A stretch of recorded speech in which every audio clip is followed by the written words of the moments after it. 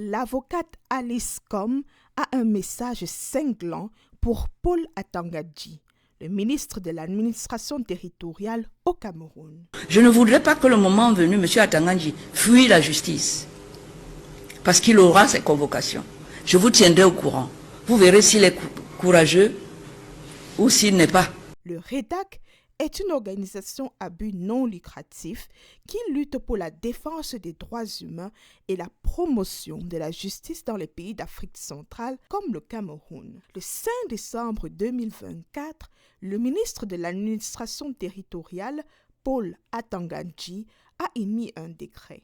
Le décret de Paul Atanga-Nji suspend les activités du réseau des défenseurs des droits humains en Afrique centrale, le REDAC, pour une durée de 3 mois. Atanga-Nji accuse le REDAC d'avoir reçu des financements illicites et exorbitants. Il accuse aussi l'organisation de ne pas respecter la législation régissant les activités des organisations à but non lucratif. Le REDAC n'est pas la seule organisation à avoir été suspendue ce jour-là. D'autres organisations de la société civile ont subi le même sort. Alice Com a protesté contre la suspension de son organisation et depuis lors, elle est l'objet d'un acharnement judiciaire et politique de la part du pouvoir camerounais. J'ignore si les accusations dont le REDAC est l'objet sont avérées. Celui qui a initié les accusations n'aura qu'à apporter les éléments de preuve.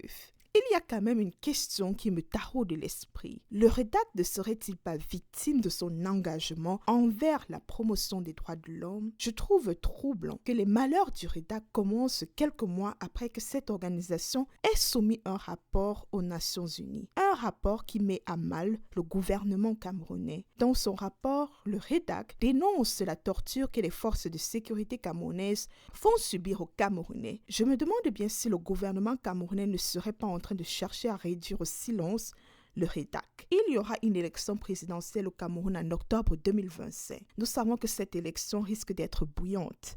Le gouvernement camerounais a-t-il décidé d'étouffer toutes les organisations qui seraient susceptibles de dénoncer de possibles violations des droits de l'homme dont il pourrait être l'auteur en période d'élection? Affaire à suivre.